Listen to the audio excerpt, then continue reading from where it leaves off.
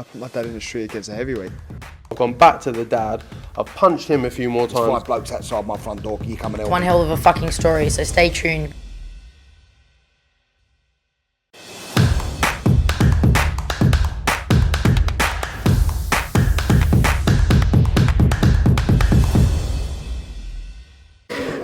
Andrew McCART, IFL TV, proudly sponsored by Everlast. I'm here in Manchester for the huge monster clash against Joe Joyce and Joseph Parker.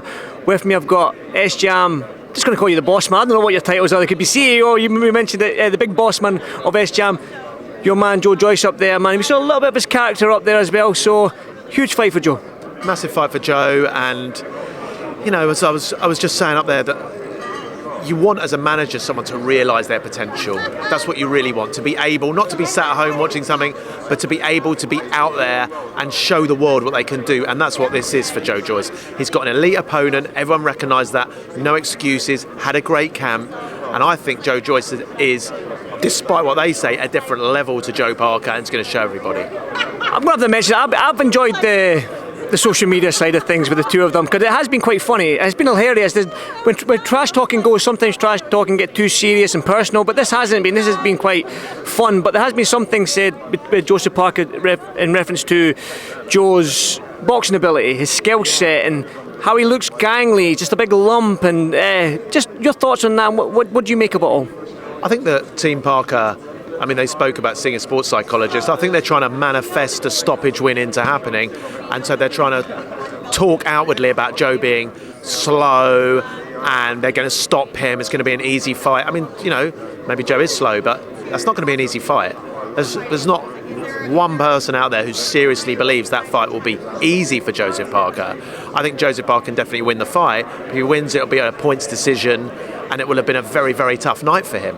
So I think Team Parker are saying a lot of things to make themselves feel better. I think some of the comments have been disrespectful, talking about a silver medalist in the Olympics where they generally don't give points for just walking forward and getting hit.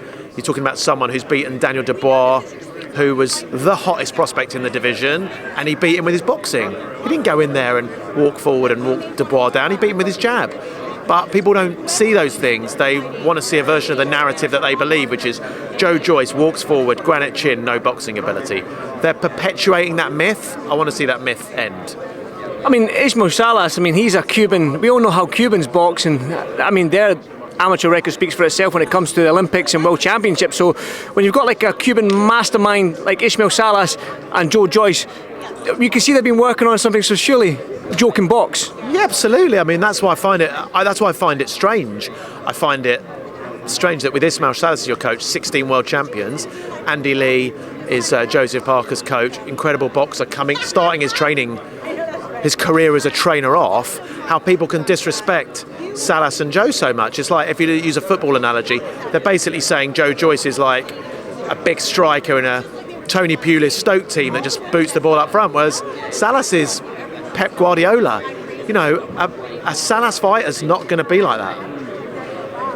Tyson Fury says a points win for Parker or a late stoppage. So he thinks himself, the number one heavyweight in the world, thinks it could be a late stoppage.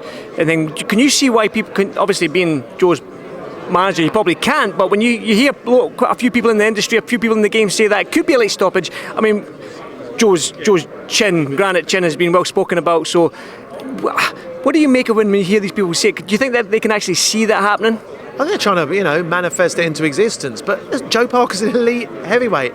Could he theoretically stop Joe Joyce? Yeah, of course. Of course he could. You can't rule anything out. He is elite. But let's look at what's happened in history. Who's the last person Joe Parker stopped? How did Joe Parker stop? I think it was Shaundell Winters. It's been years. He went 12 rounds with Junior Farr, who Lucas Brown did in 1 round. You know, he doesn't carry massive one-punch power. But could he stop him theoretically? Everything's theoretically possible, but, you know, it's not 0%. But then looking at the most probable outcomes, I think most people would probably say Parker on points, because he's the better boxer, or Joyce stoppage late. You know yourself, heavyweight boxing, anything can happen, Adam. Now, this is for the WBO interim title. It seems like these heavyweight titles have been, I don't want to use the word held ransom, but they seem to be with them big four for the best part of 4 or 5 years now. Joshua, Tyson Fury, Wilder and Usyk. Now, Usyk fights, looks like he's made comments to fight Wilder. Fury and Joshua look like it's happening. There's rematch clauses here, there and everywhere. Can you ever see an opening where Joe Joyce can get his shot when it comes to these big four names? Yeah, I mean, that's why it's important this is for the WBO interim title. Big difference between being the mandatory with the WBO and being the interim champion. So if whoever the holder is, Usyk, Fury, whoever it may be, the holder does not fight Joe Joyce at the right time, we will push that mandatory. I think you've got to accept that if there is an undisputed fight, that will take precedence. But let's say that happens early next year. Once that happens, I think the governing bodies, and we're next in line with the WBO, I think the WBO is the next to call their mandatory, be huge pressure being put on them.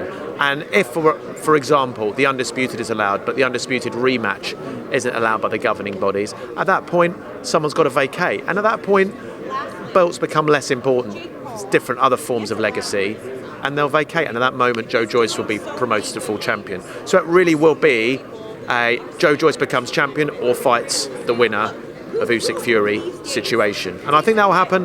Let's be realistic. I hope within the first 6 months of 2023, possibly within 9 months. Well, as a manager, you must hate rematch clauses when it comes to the big four, especially for your man Joe Joyce. Yeah, look, I mean, someone will probably say, well, you put a rematch clause in with Joe Parker, but rematch clauses are kind of facts of life at the top level, and you know, sequel fights and trilogy fights do very well. You know, people buy. I think I've been involved with several sequels that did better than the first one, so people buy into that. They know more about the people. They like them. So I think sequels are good for boxing, actually. Well, I'm going to mention it since you will be, as a boxing fan, you will be watching if the fight goes ahead, Joshua and Fury, or Fury Joshua, sorry. Your thoughts on that fight, and could you pick a winner? Because obviously we know Tyson's coming up. He's on a great win against Dillian White. Joshua just had them 2 back-to-back losses. So how do you see that fight? Yeah, I think it's not the best time for Joshua to take this fight. You heard that from his trainer, Robert Garcia. I don't think if you were mapping out his career as a manager, you say, oh right, the next fight for you off 2 losses to one of the greatest boxers around at the moment, Usyk, is one of the other greatest heavyweights around, Fury. You wouldn't choose that. So I think it's not the best time for Joshua to have the fight. I think it is a close fight, but I think I don't think you can bet against Fury at the moment. He's a genius in the ring. He makes adjustments really quickly. He's got pretty much all the advantages there. He can deal with Joshua's power, I think. You know, Wilder knocked him down but didn't knock him out. I can't see past Fury winning that. Back to your man Joe Joyce and Joseph Parker, then one final one. Prediction. Joyce stoppage, late, but not too late. Too late? So what, you're talking 9? Late, but not too late. You've got a better now, haven't you? There's a better man in there somewhere, Adam.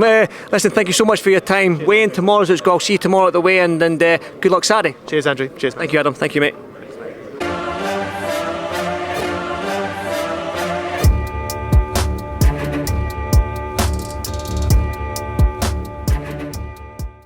Yeah, I put my dad in the street against a heavyweight.